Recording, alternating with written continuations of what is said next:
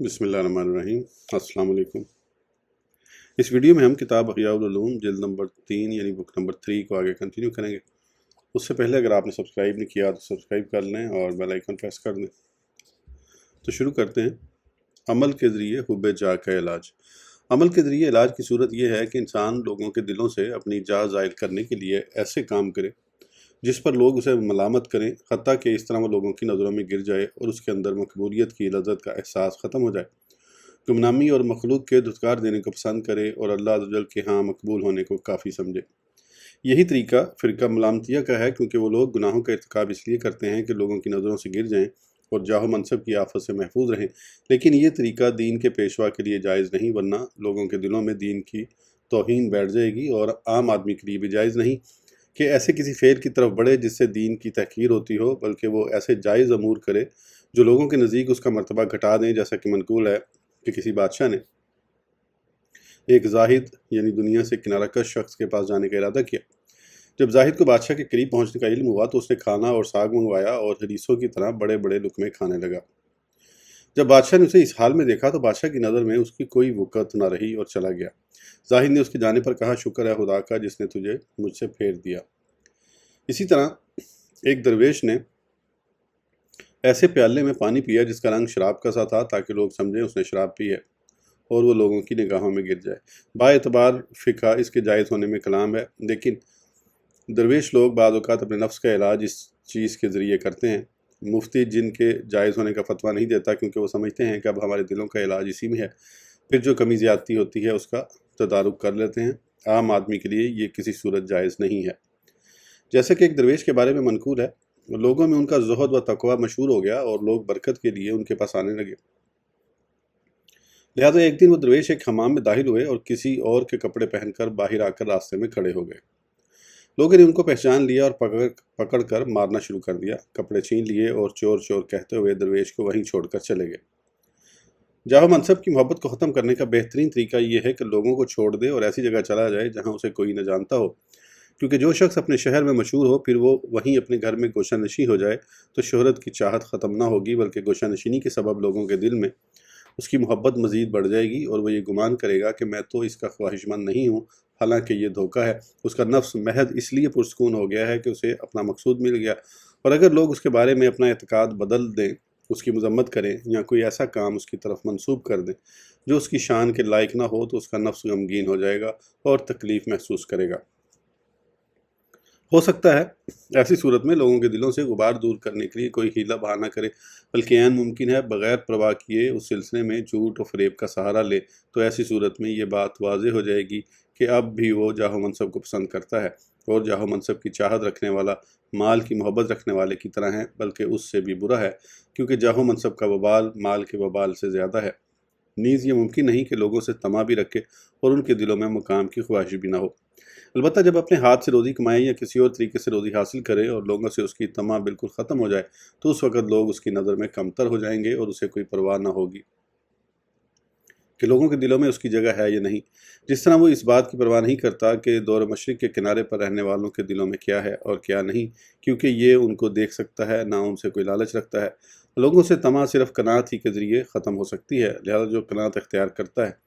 وہ لوگوں سے بے پرواہ ہو جاتا ہے، اور جو لوگوں سے بے پرواہ ہو جاتا ہے اس کا دل لوگوں میں مشغول نہیں ہوتا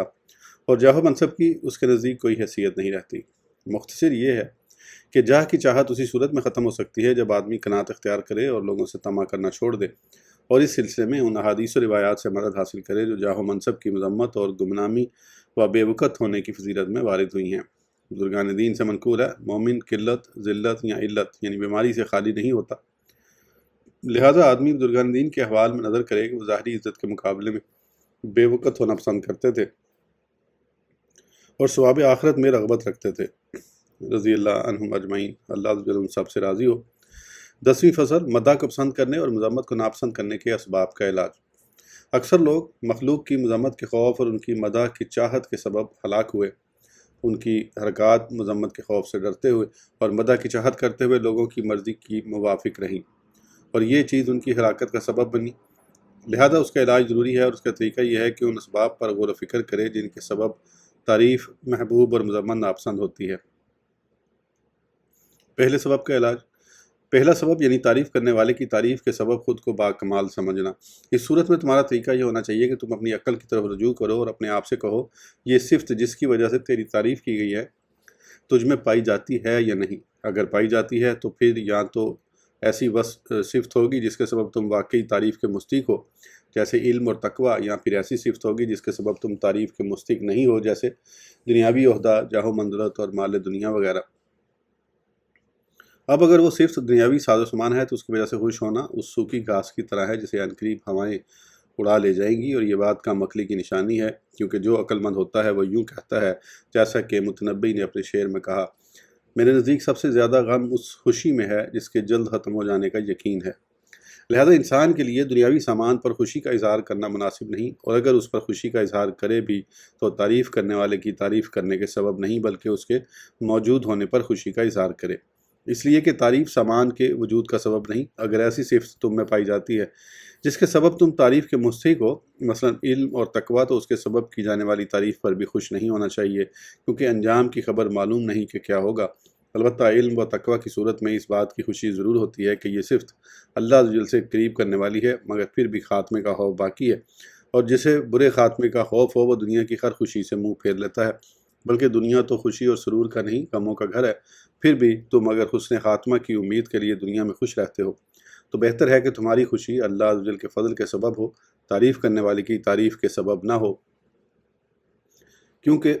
لذت تو اس بات سے حاصل ہوئی ہے کہ تمہیں ایک کمال کا شعور حاصل ہوا ہے، اور یہ کمال اللہ عز و جل کے فضل ہی سے موجود ہے۔ تعریف کرنے والے کی تعریف کو اس میں کوئی دخل نہیں، بلکہ یہ تعریف بھی فضل الہی کے تابع ہے، لہذا تیرا تعریف کرنے والے کی تعریف پر خوش ہونا مناسب نہیں، اور نہ ہی یہ تعریف تیرے فضل کو بڑھا سکتی ہے۔ اگر تیری تعریف اس وصف کی وجہ سے کی جاتی ہے جو تجھ میں نہیں، تو تیرا اس تعریف پر خوش ہونا انتہائی درجے کا جنون یعنی پاگل پن ہے۔ ایسی صورت میں تیری مثال اس شخص کی طرح ہوگی جسے لوگ بطور مذاق کہیں کہ تمہارے پیٹ میں جو کچھ ہے کتنا ہی معطر ہے، اور جب تم پاخانہ کرنے جاتے ہو تو اس سے کتنی پیاری خوشبو مہکتی ہے، حالانکہ وہ جانتا ہے کہ جو کچھ اس کے پیٹ اور آنتوں میں ہے سوائے گندگی کے کچھ بھی نہیں، پھر بھی وہ اس تعریف پر خوش ہوتا ہے۔ ایسا ہی تیرا حال ہے کہ تیرے زہد و تقوی کی وجہ سے تیری تعریف کی جاتی ہے اور تو اس پر خوش ہوتا ہے، حالانکہ اللہ عز و جل تیرے باطنی خبائث، چھپے ہوئے دھوکے اور تیری گندی صفات سے باخبر ہے۔ تو ایسی خوشی انتہا درجے کی جہالت ہے۔ تو سوچ کہ تیرے وصف پر تعریف کرنے والا اگر سچا ہے تو جو وصف تیری خوشی کا سبب ہے وہ تجھ پر اللہ عز و جل کا فضل ہے، اور اگر جھوٹا ہے تو اس پر تجھے بجائے خوش ہونے کے غمگین ہونا چاہیے۔ دوسرا سبب یعنی تعریف اس بات پر دلالت کرے کہ تعریف کرنے والے کا دل ممدوح کا معتقد ہو چکا ہے، اور اس تعریف کرنے والے کے سبب دوسرے بھی اس کے معتقد ہو جائیں۔ اس کا نتیجہ یہ ہوتا ہے کہ لوگوں کے دلوں میں اپنی قدر و منزلت کی چاہت پیدا ہوتی ہے۔ اس کے علاج کا طریقہ پہلے بیان ہو چکا ہے کہ لوگوں سے طمع ختم کرے اور اللہ عز و جل کے ہاں مقام طلب کرے، کیونکہ لوگوں کے دلوں میں جا چاہنا اور اس پر خوش ہونا اللہ عز و جل کے ہاں مقام کو گھٹا دیتا ہے، تو ایسی خوشی کا کیا فائدہ۔ تیسرے سبب کا علاج، تیسرا سبب یعنی دبدبہ کہ تعریف کرنے والا تیرے دبدبے کی وجہ سے تیری تعریف کرنے پر مجبور ہے۔ یہ ایک عارضی قدرت ہے جو پائیدار نہیں، اس لیے یہ تعریف کا سبب نہیں بن سکتی، بلکہ تجھے تو چاہیے کہ تو تعریف کرنے والے کی تعریف پر غم کھائے، اسے برا جانے اور اس پر غصہ کرے، کیونکہ بزرگان دین سے منقول ہے، مدح کی آفت ممدوح پر بہت بڑی آفت ہے۔ اسے ہم نے زبان کی آفات کے بیان میں بھی ذکر کیا ہے۔ کسی بزرگ کا قول ہے جو تعریف پر خوش ہوا اس نے شیطان کو اپنے پیٹ میں داخل ہونے کا موقع دیا۔ ایک بزرگ رحمۃ اللہ علیہ فرماتے ہیں، جب تجھ سے کہا جائے تو کتنا اچھا آدمی ہے اور یہ بات تجھے اس سے زیادہ پسند ہو کہ تجھے کوئی کہے تو کتنا برا آدمی ہے، تو خدا کی قسم تو حقیقت میں برا آدمی ہے۔ تعریف کرنے کی مذمت پر مشتمل 3 فرامین مصطفیٰ۔ ایک شخص نے رسول پاک صلی اللہ تعالیٰ علیہ وآلہ وسلم کے سامنے کسی کی تعریف کی تو آپ صلی اللہ تعالیٰ علیہ وآلہ وسلم نے ارشاد فرمایا، جس کی تو نے تعریف کی ہے اگر وہ موجود ہوتا اور اپنی تعریف پر خوش ہو جاتا اور اسی پر مر جاتا تو دوزخ میں چلا جاتا۔ ایک مرتبہ حضور صلی اللہ تعالیٰ علیہ وآلہ وسلم نے تعریف کرنے والے سے ارشاد فرمایا، تیرا برا ہو تو نے اس کی کمر توڑ دی اگر وہ اسے سن لیتا اور اس پر خوش ہوتا تو قیامت تک فلاح نہ پاتا۔ خبردار ایک دوسرے کی تعریف مت کرو، اور جب تعریف کرنے والوں کو دیکھو تو ان کے چہروں پر خاک پھینکو۔ یہی وجہ ہے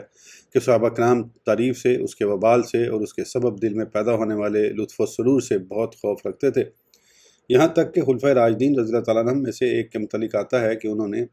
کسی سے ایک چیز کے متعلق سوال کیا تو اس نے کہا، اے امیر المومنین، آپ مجھ سے بہتر اور میرے مقابلے میں زیادہ علم رکھنے والے ہیں۔ یہ سن کر وہ جلال میں آ گئے اور فرمایا میں نے تمہیں اپنی پاکی بیان کرنے کا حکم نہیں دیا تھا۔ مروی ہے کہ ایک صحابی نے کسی سے کہا جب تک اللہ عز و جل آپ کو باقی رکھے گا لوگ بھرائی میں رہیں گے۔ یہ سن کر وہ صحابی جلال میں آ گئے اور فرمایا مجھے لگتا ہے تم اہل عراق سے ہو، یعنی اہل حجاز سے ہوتے تو تعریف میں ایسا مبالغہ نہ کرتے۔ ایک بزرگ کی کسی نے تعریف کی تو انہوں نے بارگاہ الہی میں یوں عرض کی، اے اللہ عز و جل تیرا بندہ تیری ناراضی کے ساتھ میرے قریب ہونا چاہتا ہے، لہٰذا میں تجھے گواہ بناتا ہوں کہ میں اس سے بیزار ہوں۔ بزرگان دین کا اپنی تعریف کو ناپسند کرنے کی وجہ۔ یہ بزرگان دین تعریف کو اس لیے ناپسند کرتے تھے کہ کہیں ایسا نہ ہو کہ اس تعریف پر خوش ہونا اللہ عز و جل کی ناراضی کا سبب نہ بن جائے، اور چونکہ ان کے دلوں میں یہ خیال رہتا تھا کہ اللہ عز و جل ہمارے احوال سے باخبر ہے، اس لیے وہ مخلوق کی مدح کو قابل نفرت جانتے تھے، کیونکہ حقیقت میں قابل تعریف وہی ہے جو اللہ عز و جل کا مقرب ہے، اور قابل مذمت وہ ہے جو اللہ عز و جل کی رحمت سے دور اور جسے بروں کے ساتھ جہنم میں ڈالا جانا ہے۔ لہذا جس کی تعریف کی جا رہی ہے اگر اللہ عز و جل کے ہاں دوزخیوں میں سے ہے تو اس سے بڑھ کے جہالت کیا ہوگی کہ وہ غیر کی تعریف کے سبب خوش ہو رہا ہے، اور اگر جنتیوں میں سے ہے تو اسے اللہ عز و جل کے فضل اور اس کی تعریف پر خوش ہونا چاہیے، کیونکہ اللہ عز و جل کے فضل اور اس کی تعریف کا معاملہ مخلوق کے ہاتھ میں نہیں۔ جب انسان یہ خیال کرتا ہے کہ رزق اور موت اللہ عز و جل کے قبضہ قدرت میں ہے تو مخلوق کی مذمت و تعریف کی طرف اس کی توجہ کم ہو جاتی ہے اور اس کے دل سے تعریف کی چاہت نکل جاتی، یوں وہ اہم دینی امور میں مشغول ہو جاتا ہے۔ واللہ الموفق برحمتہ، اللہ عز و جل ہی اپنی رحمت سے درستی کی توفیق دینے والا ہے۔ 11ویں فصل، مذمت کو ناپسند کرنے کا علاج۔ یہ بات گزر چکی ہے کہ مذمت سے نفرت کا سبب تعریف کو پسند کرنے کے سبب کی ضد ہے، لہذا اس کا علاج بھی اسی سے سمجھ میں آئے گا۔ مذمت کرنے والے کی 3 حالتیں۔ اس سلسلے میں مختصر بات یہ ہے کہ جو شخص بھی تمہاری مذمت کرے گا وہ 3 حال سے خالی نہ ہوگا۔ وہ اپنی بات میں سچا ہوگا اور اس کا ارادہ تجھے نصیحت کرنا اور تجھ پر شفقت کرنا ہوگا۔ نمبر 2، وہ اپنی بات میں سچا تو ہوگا لیکن اس کا ارادہ تجھے اذیت دینا اور مشقت میں ڈالنا ہوگا۔ اور نمبر 3، وہ اپنی بات میں جھوٹا ہوگا۔ پہلی حالت، یعنی اگر وہ سچا ہے اور اس کا ارادہ نصیحت کا ہے تو تجھے اس کی مذمت کرنے پر یہ مناسب نہیں کہ تو اسے برا کہے، اس پر غصہ کرے اور نصیحت کرنے کی وجہ سے اس کے لیے دل میں کینہ رکھے، بلکہ تجھے چاہیے کہ تو اس کا احسان مند رہے، کیونکہ جس نے تیرے عیب تجھ پر ظاہر کیے اس نے ہلاکت میں ڈالنے والی چیز تجھ پر واضح کی تاکہ تو اس سے بچے، لہذا تجھے اس کی نصیحت پر خوش ہونا چاہیے اور اپنے اندر سے اس بری صفت کو ختم کرنے کی کوشش کرنی چاہیے۔ تیرا مذمت پر غمگین ہونا، اس سے نفرت کرنا اور اسے برا سمجھنا انتہائی درجے کی جہالت ہے۔ دوسری حالت، یعنی وہ تیری مذمت کرنے میں سچا ہے مگر اس کا ارادہ تجھے اذیت دینا ہے، تو اس صورت میں بھی تجھے اس کی بات سے فائدہ اٹھانا چاہیے، کیونکہ اس نے تجھے تیرا ایک ایسا عیب بتایا ہے کہ اگر تو اسے پہلے نہ جانتا تھا تو اب جان گیا، یا پہلے تو اپنے عیب کو بھولا ہوا تھا تو اس نے تجھے یاد دلا دیا، یا اس نے تیری اس صفت کو تیری نظروں میں برا قرار دیا جسے تو اچھا خیال کرتا تھا تاکہ تو اس کا ازالہ کر سکے۔ یہ تمام امور تمہاری سعادت کے اسباب ہیں، تجھے ان سے فائدہ اٹھانا چاہیے، کیونکہ تجھے اپنی مذمت سننے کی وجہ سے یہ اسباب سعادت تحفے میں ملے ہیں، لہذا اب تم سعادت کی طلب میں مشغول ہو جاؤ، اور اس بات کو اس مثال سے سمجھو کہ تم بادشاہ کے دربار میں جانے کا ارادہ کرتے ہو اور تمہارے کپڑوں پر گندگی لگی ہوئی ہے، لیکن تمہیں اس کا علم نہیں۔ اسی حالت میں اگر تم دربار میں داخل ہو جاؤ تو تم پر یہ خوف ہے کہ بادشاہ کہیں تمہاری گردن مارنے کا حکم نہ دے دے، کیونکہ تمہاری گندگی کے سبب اس کے درباری مجلس خراب ہونے کا اندیشہ ہے۔ اسی دوران اچانک تمہیں ایک شخص کہتا ہے، اے گندگی والے، اپنی گندگی کو صاف کرو، تو تمہیں چاہیے کہ تم اس بات پر خوشی کا اظہار کرو، کیونکہ اس کا تمہیں تنبیہ کرنا تمہارے لیے غنیمت ہے۔ یوں ہی تمام بری صفات آخرت کے معاملے میں ہلاک کرنے والی ہیں، اور انسان کو ان کا علم اپنے دشمنوں کی زبان سے پتہ چلتا ہے، لہذا تمہیں چاہیے کہ تم اس کو غنیمت جانو، اور دشمن کا تمہیں مشقت میں ڈالنے کا ارادہ تو اس کا گناہ تو دشمن کے سر ہے، اور تمہارے حق میں تو اس کی مذمت نعمت ہے، لہذا تمہیں اس نعمت پر غصہ نہیں کرنا، کیونکہ وہ تمہیں اپنے قول کے ذریعے فائدہ اور خود کو نقصان پہنچا رہا ہے۔ تیسری حالت، یعنی وہ تم پر ایسا جھوٹ باندھے جس سے تم اللہ عز و جل کے نزدیک بری ہو، تو اس حالت میں بہتر ہے کہ تم اسے برا نہ جانو اور نہ اس کی مذمت میں وقت برباد کرو، بلکہ تم 3 باتوں میں غور و فکر کرو۔ پہلی بات یہ غور کرو کہ اگر تم میں وہ برائی نہیں پائی جا رہی تو کیا ہوا، اس جیسی کئی اور برائیاں تو تم میں موجود ہیں جن پر اللہ عز و جل نے پردہ ڈال رکھا ہے، لہذا اللہ عز و جل کا شکر ادا کرو کہ اس نے تمہارے عیوب کسی پر ظاہر نہیں فرمائے اور ان کی بجائے تمہیں ایک ایسے عیب کے حوالے کر دیا جس سے تم بری ہو۔ دوسری بات یہ غور کرو کہ بے شک جو عیب تم میں نہیں اس کے ذریعے تمہاری مذمت کرنا تمہارے بقیہ گناہوں اور کوتاہیوں کے لیے کفارہ ہے۔ گویا مذمت کرنے والے نے تجھ میں نہ پائے جانے والے عیب کی نسبت تمہاری طرف کر کے تمہیں ان تمام عیبوں سے پاک کر دیا ہے جن میں تم گرے ہوئے ہو، اور جس نے بھی تمہاری غیبت کی اس نے اپنی نیکیاں تمہیں ہدیہ کر دیں، اور جس نے تیری تعریف کی یقیناً اس نے تیری کمر توڑ ڈالی۔ خیرت ہے تجھ پر کہ کمر کے ٹوٹنے پر خوش ہوتا ہے اور نیکیوں کا تحفہ ملنے پر غم کھاتا ہے، حالانکہ وہ نیکیاں تجھے اللہ عز و جل سے قریب کرنے والی ہیں، اور تو اس خیال میں بھی ہے کہ تو اللہ عز و جل کا قرب چاہتا ہے۔ تیسری بات تجھے غور کرنا چاہیے کہ اس بیچارے نے اپنا دینی نقصان کر کے خود کو اللہ عز و جل کی نظر رحمت سے گرا دیا ہے، اور جھوٹ باندھنے کے سبب خود کو ہلاک کر کے دردناک عذاب پر پیش کر دیا ہے۔ لہذا جب اللہ عز و جل اس پر غضبناک ہے تو تجھے اس شخص پر غصہ نہیں کرنا چاہیے، کیونکہ غصہ کرنے کی صورت میں تم شیطان کو اللہم اہلک ہو، یعنی اے اللہ عز و جل اس شخص کو ہلاک کر کہہ کر خوش کر رہے ہو، بلکہ تمہیں اس طرح دعا کرنا چاہیے، اللہم اصلح ہو، اے اللہ عز و جل اس کو نیک بنا دے، اللہم تب علیہ، اے اللہ عز و جل اس کی توبہ قبول فرما، اللہم ارحم ہو، اے اللہ عز و جل اس پر رحم فرما۔ جنگ احد میں جب حضور صلی اللہ تعالیٰ علیہ وآلہ وسلم کے دندان مبارک شہید کیے گئے اور آپ علیہ السلام کے چہرے کو زخمی کیا گیا اور آپ کے چچا حضرت حمزہ رضی اللہ عنہ کو شہید کیا گیا، تو آپ صلی اللہ تعالیٰ علیہ وآلہ وسلم نے اس وقت یوں دعا فرمائی، اللہم اغفر لقومی اللہم اہدی قومی فإنہم لا یعلمون، اے اللہ عز و جل میری قوم کو معاف فرما، اے اللہ عز و جل میری قوم کو ہدایت عطا فرما، بے شک یہ لوگ نہیں جانتے۔ کسی شخص نے سیدنا ابراہیم بن آدم رحمۃ اللہ علیہ کے سر کو زخمی کیا تو آپ نے اس کے لیے مغفرت کی دعا فرمائی۔ ایسا کرنے پر آپ پر اعتراض کیا گیا تو آپ نے فرمایا، میں صرف یہ جانتا ہوں مجھے اس کے سبب اجر دیا گیا ہے، اور چونکہ اس شخص کے سبب مجھے بھلائی ہی پہنچی ہے تو میں اس بات پر راضی نہیں کہ میری وجہ سے وہ عذاب میں گرفتار ہو۔ لہذا تجھے اپنی مذمت بری نہیں لگنی چاہیے، اس پر ایک چیز تیری مددگار ہو سکتی ہے، اور وہ ہے لالچ کا نہ ہونا، کیونکہ جس شخص سے تجھے کوئی طمع نہیں، جب وہ تیری مذمت کرے گا تو تیرے دل پر اس کا اثر بہت کم ہوگا، اور دین کی اصل قناعت ہے اور اسی کے سبب جاہ و مال کی محبت ختم ہو سکتی ہے۔ جب تک طمع باقی رہے گی تو جس سے تمہیں طمع ہے تم اس کے دل میں مدح و جاہ کے طلبگار رہو گے، اور تمہاری تمام تر توجہ اس کے دل میں اپنا مقام بنانے پر رہے گی، اور یہ چیز دین کی بربادی کی طرف لے جاتی ہے۔ لہذا جو مال و جاہ کی طمع رکھتا ہے، مدح کی چاہت اور مذمت سے نفرت کرتا ہے، اسے اپنے دین کی سلامتی کی امید نہیں رکھنی چاہیے، کیونکہ یہ اس کے لیے بہت بعید ہے۔ اس ویڈیو کے لیے اتنا ہی، پھر انشاءاللہ اگلی ویڈیو میں آگے کنٹینیو کریں گے۔ اس وقت تک کے لیے اجازت دیجیے،